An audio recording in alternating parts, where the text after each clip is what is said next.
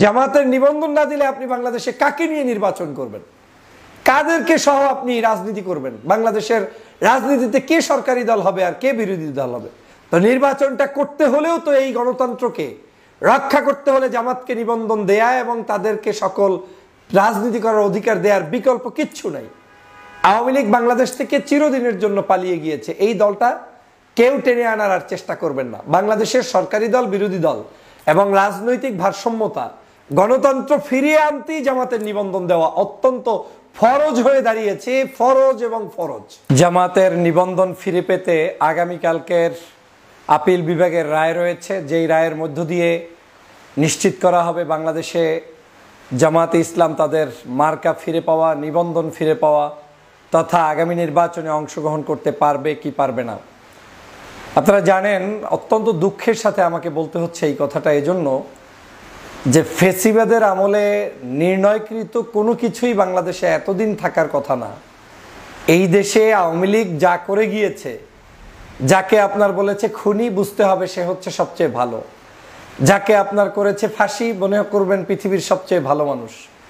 যাকে আপনার বাড়িঘর থেকে তাড়িয়েছে, ইজ্জত সম্মান নষ্ট করেছে, মার করেছে, ধর করেছে, অত্যাচার করেছে, জুলুম নির্যাতন করেছে, প্রত্যেককেই আপনার ধরে নিতে হবে ভালো ছিল তাই করেছে। তো সেই মানুষগুলোকে 5ই আগস্টের পরে আজও প্রায় 10 মাস পর্যন্ত একটা পার্টির মার্কার জন্য অপেক্ষা করতে হবে, এটা আমার কোনো বোধগম্য নয়। আমি জানি না কোন আইনের দৃষ্টিতে কোন ব্যক্তিরা কোন কারণে এখন পর্যন্ত তাদেরকে ঝুলিয়ে রেখেছে। আমি যেহেতু রায় ঘোষণা হবে, আমি কখনোই এই রায় ঘোষণাকে কেন্দ্র করে কোনো অবস্থায় আমি আশাহত হতে চাই না কিংবা বুঝাতে চাই না যে জামাত ইসলামের রায়টা কেমন হবে, কিন্তু আমি বিশ্বাস করি এই রায় বাংলাদেশের গণমানুষের চাওয়া যে অবশ্যই বাংলাদেশের রাজনীতিতে জামাত তাদের মার্কা নিয়ে, তাদের অস্তিত্ব নিয়ে, তাদের রাজনীতি নিয়ে, তাদের নিবন্ধন ফিরে পেয়ে রাজনীতি করবে, এটা তাদের নৈতিক অধিকার। এই দলটাকে মানুষ ভালোবাসে কি বাসে না, এই দলটা গণতন্ত্রের চর্চা করে কি করে না, সেটা আপনারা এই দলের সভা সমাবেশ, অফিস আদালত, অ্যাক্টিভিটিসের মাধ্যমে দেখতে পারেন। এমনকি এই দলটা বাংলাদেশের সেকেন্ড লার্জেস্ট পার্টি হিসাবে ডক্টর মোহাম্মদ ইউনূসের সকল দাওয়াতে যায়, প্রেসিডেন্ট ভবনে যায়, অফিসিয়াল সকল অ্যাক্টিভিটিসে জয়েন করে, রাষ্ট্রের সকল কাঠামোতে তারা যায়। এমনকি স্বৈরাচারী হাসিনা যে পতন হয়েছে, সেও সকাল সন্ধ্যা গালি দিলে জামাতের নাম 2-4 বার না উচ্চারণ করলে তার ঘুম আসে না। তার মানে কতটা গুরুত্বপূর্ণ একটি রাজনৈতিক দল, এবং যেই দলটা আগামী নির্বাচনে অংশগ্রহণ করার সুযোগ না পেলে রাজনীতিতে যে কত ভয়াবহতা শুরু হবে সেটা ভাষায় বোঝানো যাবে না। এত বড় একটি গুরুত্বপূর্ণ দল এখন পর্যন্ত নিবন্ধন ফিরে পায়নি, মার্কা ফিরে পায়নি। আমি বিশ্বাস করি কালকে তারা নিবন্ধন, মার্কা, এবং শুধু মার্কাই নয়, তাদের উপরে এতদিন যে মিথ্যাচার করা হয়েছে, জুলুম করা হয়েছে, তারও একটা ঘোষণা এই রায়ের মধ্যে থাকবে বলে আমার বিশ্বাস। আপনারা জানেন, বাংলাদেশে এখন মোটামুটি কেউ একটা আমের দোকান, চায়ের দোকান খুলেও সেখানে দল গঠন করে মার্কা পেয়ে যাচ্ছে, মিছিল করছে, মিটিং করছে। অদ্ভুত লাগে। মানে অদ্ভুতটা এই জন্য লাগে যে যেসব রাজনৈতিক দলগুলোর ব্যবসা হচ্ছে দোকান খুলে ব্যবসা, এবং রাজনৈতিক দলের অস্তিত্বই ধরেন নাই, তাদেরও অনেকের দেখবেন নিবন্ধন আছে, মার্কা আছে, তারা সব কিছুতে পায়। আর গুরুত্বপূর্ণ একটি রাজনৈতিক দল, তারা এখন পর্যন্ত সেই সিদ্ধান্তটা নিতে তাদেরকে ওয়েট করতে হচ্ছে। আমার বিশ্বাস বাংলাদেশের প্রধান বিচারপতি অত্যন্ত গুণদগ্ধ একজন মানুষ, অত্যন্ত গুণধার একজন মানুষ, যিনি তার কর্মের মাধ্যমে বেঁচে আছেন। তার কাছে আইন, তার কাছে রাষ্ট্রের মানুষের সম্মান, তার কাছে সততা, এটা অত্যন্ত গুরুত্বপূর্ণ। এটা আমরা শুনে এসেছি। এই শোনা জিনিসটা কর্মের মাধ্যমে প্রমাণ হবে, কারণ কালকেই সম্ভবত এই প্রধান বিচারপতির সমন্বয়ে যে বেঞ্চ, সেই বেঞ্চই আপনার এই রায়টি ঘোষণা হবে, এবং তিনি তার সেই সম্মান রক্ষা করবেন বলে আমার বিশ্বাস। যদি বাংলাদেশের মানুষের সত্যিকার হৃদয়ের ভালোবাসা অনুধাবন করেন, বাংলাদেশের মানুষের আবেগ অনুভূতিকে তারা বিশ্বাস করেন, তাহলে বাংলাদেশের রাজনীতিতে এই দলটিকে অবশ্যই নিবন্ধন ফিরিয়ে দিয়ে যথাপযুক্ত সম্মান দেওয়া উচিত বলে আমি মনে করি।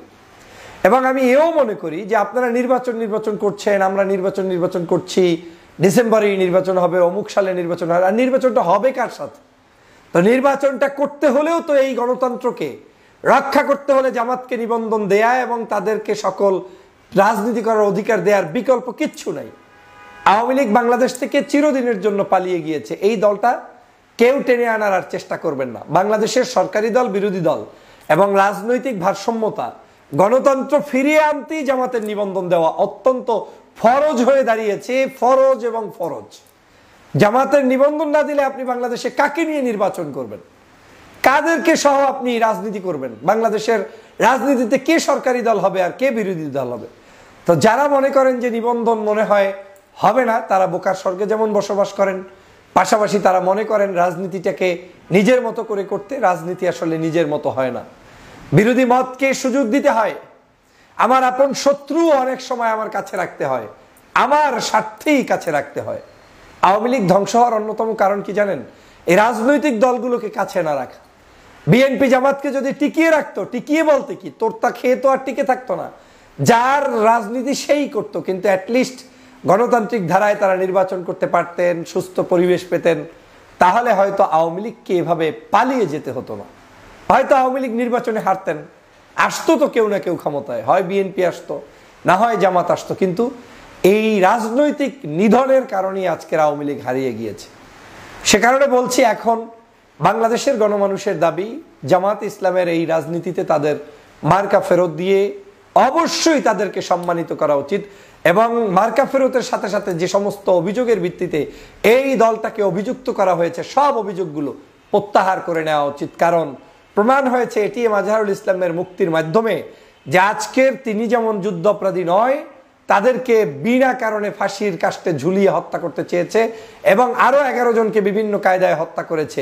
এসবই মিথ্যাচার, এসবই ভুয়া, এসবই দেশ বিরোধী কর্মকাণ্ড তারা করেছে। মূলত তারা মানবতা বিরোধী কোনো অপরাধ করে নাই। আমি এ নিয়ে অনেক কথা আগে বলেছি। আজ আমার মূল প্রতিপাদ্য বিষয় হচ্ছে, এদেশের গণতন্ত্রকে যদি আমাদের রক্ষা করতে হয়, এদেশের গণতান্ত্রিক প্রক্রিয়ায় যদি আমাদেরকে আগাতে হয়, তাহলে রাজনৈতিক শিষ্টাচার যেমন চালু করতে হবে, রাজনৈতিক প্রতিদ্বন্দ্বিতা আমাদেরকে বাড়াতে হবে। কোনো একটি দলের কাছে, কোনো একটি গোষ্ঠীর কাছে আপনি জিম্মি হয়ে যান, সেটা এই দেশের গণতন্ত্রের জন্য কখনোই শুভকর নয়। হোক সেটা জামাত কিংবা বিএনপি, কারো হাতে আপনার জিম্মি হওয়া যাবে না। অতএব গণতান্ত্রিক পথ প্রশস্ত করতে হলে রাজনৈতিক দলগুলোর নিবন্ধন এবং নির্বাচনের প্রতীক নিয়ে তারা দাঁড়াবে, পাল্লা নিয়ে দাঁড়াবে, অন্য দল ধানের শীষ নিয়ে দাঁড়াবে। এটা একেবারেই বেসিক দাবির অন্যতম একটি দাবি। প্রিয় সহযোদ্ধা ভাইরা, আমি সবসময় ন্যায়সঙ্গত মানুষদের কথা বলতে চাই, তাদের পক্ষে দাঁড়াতে চাই। আমি মনে করি এই দলটি জুলুমের শিকার হয়েছে এবং মজলুম বাংলাদেশে যদি সংগঠন থাকে একটাও তার মধ্যে তারা কিন্তু পড়ে। এবং এই বাংলাদেশে এই দলটি বিগত দিনে সংসদে প্রার্থী ছিল, এমপি ছিল, মন্ত্রী ছিল, দেশ বিনির্মাণে তাদের অবদান ছিল। এই দলটাকে বাদ দিয়ে কোনো অবস্থায় বাংলাদেশকে বিনির্মাণ করা সম্ভব নয়। অতএব যদি সংঘাত না চায়, বাংলাদেশের অস্থিরতা কেউ না চায়, শান্তিপূর্ণ অবস্থান চায়, তাহলে আমি বিশ্বাস করি এদের নিবন্ধন এখন এই মুহূর্তে ফেরত দেওয়া উচিত এবং তাদের মার্কা ফেরত দিয়ে নির্বাচন করতে দেওয়া উচিত। এত বড় একটি জনগোষ্ঠীকে দূরে রেখে নির্বাচন পদ্ধতি কখনোই সুষ্ঠু সুন্দর হবে না, হবে না, হবে না। অতএব আসুন আপনারা সবাই মিলে জামাত ইসলামের এই দাবিটি তুলে গণতন্ত্রের পাশে থাকবেন। সে আপনার দলের না, সে আপনার মতের না, আমারও মতের না, আমারও দলের না, কিন্তু এই দলটির প্রয়োজন রয়েছে গণতন্ত্র বিকাশে, এই দলটির প্রয়োজন রয়েছে দেশ বিনির্মাণের বিকাশে, এই দলটির প্রয়োজন রয়েছে গণতান্ত্রিক ভারসাম্য রক্ষার বিকাশে। অতএব আসুন জামাতের সেই নিবন্ধন প্রক্রিয়া সহজ হোক, সেজন্য আমরা সবাই মিলে আওয়াজ তুলি এবং দেশবাসীকে